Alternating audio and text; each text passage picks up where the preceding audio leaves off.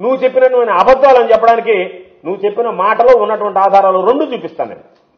నువ్వు రాష్ట్రం శ్రీలంక అవుతుంది అని చెప్పి మాట్లాడావు 2022లో. నువ్వు చెప్పినటువంటి స్టేట్మెంట్ ఈనాడులో వచ్చినటువంటి కథనం మరో శ్రీలంకగా రాష్ట్రం, రైట్, బాగానే ఉంది. దాని తర్వాత పవన్ కళ్యాణ్ గారు ఒక ట్వీట్ చేశాడు, శ్రీలంక పరిస్థితికి రాష్ట్రం కూతవేట దూరం. ఈనాడులో వచ్చినటువంటిదే, మీరు చెప్పినటువంటిదే. చంద్రబాబు నాయుడు శ్రీలంక అయిపోతున్నాడు, శ్రీలంక కావాలని కూతవేట దూరంలో ఉంది అని చెప్పి పవన్ కళ్యాణ్ గారు చెప్పాడు. ఈ రెండు తర్వాత పాపం వాళ్ళ వదినమ్మ గారు పురంధరేశ్వరి గారు, ఆమె ఏకంగా 12,50,000 కోట్ల రూపాయలు అప్పులున్నాయని చెప్పి ఆమె నేరుగా 12,50,000 కోట్ల రూపాయలు అప్పు ఉన్నట్టుగా దీనికి సంబంధించి కేంద్రానికి కూడా ఫిర్యాదు చేసింది. ఆమె 12,50,000 కోట్ల రూపాయలు అప్పులు తెచ్చేసింది రాష్ట్రం. కాబట్టి ఆయన కథనం, ఈనాడులో వచ్చినటువంటి కథనం, రాష్ట్ర అప్పులు 12,50,000 కోట్లు, ఆమె పురంధరేశ్వర గారు ఇచ్చినటువంటి స్టేట్మెంట్. ఆ తర్వాత మరలా ఈనాడు దినపత్రిక ఒక ఆయన తీసుకొచ్చారు. ఈయన ఎకనమిస్ట్ అంటే ఎప్పుడు నేను చూడలే, నాకు తెలిసినటువంటి నాలెడ్జ్ లో ఇటువంటి ఎకనమిస్ట్ నేను ఎప్పుడు చూడలే. ఆయన తీసుకొచ్చి ఆయనకు ఒక ఎకనమిస్ట్ అని బిల్ల తగిలించి ఆయన చేత ఏదో పాపం ఆంధ్రాకు అప్పులే శాపం అని చెప్పి రకరకాలుగా ఆయన ఏదో ఆంధ్ర రాష్ట్రాన్ని అవపోసన పట్టినట్టుగా చూపించి ఆయన 14 లక్షల కోట్లు అప్పు ఉందని ఆయన చేత చెప్పించారు మళ్ళీ. ఎందుకంటే నీకు క్రెడిబిలిటీ ఉండదు కాబట్టి నీకు తోడు ఇంకొకటి తెచ్చుకొని వాళ్ళ చేత 14 లక్షల కోట్లు ఉందని చెప్పి ఈనాడులో ఒకటి చేయించాం. ఇవన్నీ చేసిన తర్వాత తీరా చూస్తే ఇంత అప్పుందని నువ్వు చెప్పావు కదా, ఇంత అప్పుందని చెప్పినటువంటి వాడివి మరలా సూపర్ 6 ప్రకటించావు. ఈ 14 లక్షల కోట్లు ఉంది, అయినా ఇబ్బంది లేదు, నేను అన్ని ఇస్తానని చెప్పి పదే పదే చెప్పావు. దానికి సంబంధించినటువంటి దాంట్లో నువ్వు సూపర్ 6లో ఏమేమి ఇవ్వాలనేటువంటిది రాజమండ్రిలో మే 29, 2024 జరిగిన తర్వాత చెప్పావు. అధికారంలోకి వచ్చిన తర్వాత అప్పులు చూస్తే ఏమో నువ్వు చెప్పినటువంటి స్థాయిలో లేవు, దాని ఆధారాలు కూడా నేను చూపిస్తా. కానీ నువ్వు చెప్పినటువంటివి ఎగ్గొట్టావు. దాని అర్థమైంది నీ అసమర్థత కాదా?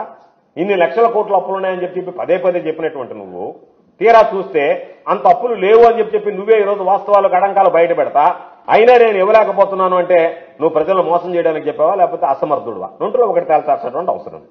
ఆ తర్వాత ఆయన మోసం చేయడానికి రకరకాలనే చెప్పుకుంటాడు. ఈ మధ్య డబ్బులు లేవు, కొండల్లాగా అప్పులు పెరిగిపోయాయి, దానివల్ల ఇబ్బందులు పడుతున్నానని చెప్పాడు. అధికారంలోకి వచ్చిన తర్వాత ఏం చేశాడు? దాని మీద సమీక్ష అని చెప్పి ఇదిగో మొత్తం 14 లక్షల అప్పులు ఉన్నాయని చెప్పి ఆర్థిక శాఖ అంచనా వేసిందని చెప్పి ఒక లీక్ ఇచ్చాడు. ఈటీవీలో వచ్చినటువంటి క్లిప్పింగ్. అధికారులు ఆర్థిక శాఖపై సీఎం సమీక్ష, మొత్తం అప్పులు 14 లక్షల కోట్లు ఉన్నట్లు ఆర్థిక శాఖ అంచనా అని చెప్పి ఒక అబద్ధం, మరొక అబద్ధం. ఆమెదో ఏదైతే బీజేపీ పురంధరేశ్వర గారు చెప్పారో అదేవిధంగా తమలో ఒకటి ఇచ్చారు. ఆ తర్వాత అసెంబ్లీ సమావేశాలు జరిగాయి. అసెంబ్లీ సమావేశాల్లో గవర్నర్ ప్రసంగంలో క్లియర్ గా రాష్ట్రానికి సంబంధించి 10 లక్షల కోట్ల అప్పులున్నాయని చెప్పి చెప్పించావు. రాష్ట్రానికి నువ్వు 14 లక్షల కోట్లుందని చెప్పావు, గవర్నర్ ప్రసంగంలో 10 లక్షల కోట్లుందని చెప్పి అబద్ధం చెప్పించావు. ఆ తర్వాత ఏం చేసావు? మరలా రాష్ట్రానికి సంబంధించినటువంటి శ్వేతపత్రం విడుదల చేసావు. మరలా ఇంకొక ఫిగర్ 12,93,261 కోట్లు ఆర్థిక విధ్వంసం అని చెప్పి ఈనాడులో వచ్చినటువంటి క్లిప్పింగ్. దీని మీద 12,93,261 కోట్లు ఉందని చెప్పి అసెంబ్లీలో ఆయన ఇచ్చినటువంటి ప్రజెంటేషన్. అంటే 14 నుంచి మళ్ళా 12,93,000 తగ్గాడు ఆ మీటింగ్ దగ్గరికి వచ్చేటప్పటికి.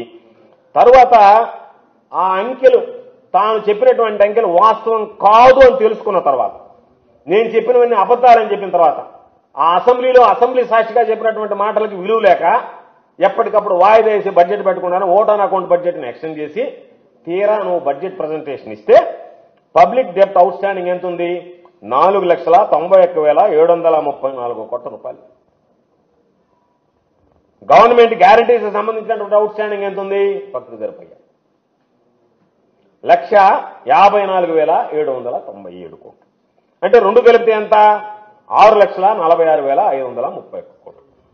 ఇది నువ్విచ్చినటువంటి బడ్జెట్లో 2024-25 బడ్జెట్లో నువ్విచ్చినటువంటి అంకెల్లో పబ్లిక్ డెట్ ఎంత ఉంది, దానికి సంబంధించినటువంటి గవర్నమెంట్ గ్యారంటీస్ అవుట్ స్టాండింగ్ ఎంత ఉంది, రెండు కూడితే 6,46,531 కోట్ల రూపాయలు అప్పు ఉందని చెప్పి నువ్వు చెప్పినవన్నీ అబద్ధాలు.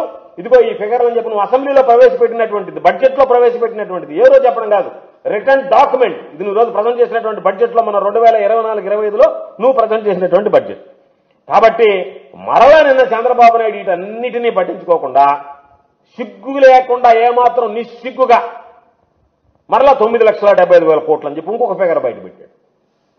తగ్గతా వస్తున్నాడు. 14కి వచ్చాడు, 10కి వచ్చాడు, 12కి వచ్చాడు, మళ్ళా 6 లక్షల చిల్లర కోట్లు అని చెప్పి అసెంబ్లీలో చెప్పాడు. మరలా నిన్న 9,75,000 కోట్ల రూపాయలు అని చెప్పాడు. పోనీ చంద్రబాబు అప్పులు తీసుకురావడం లేదా? గతంలోనే అప్పులు జరిగాయంటే నీ పరిస్థితి ఏంది?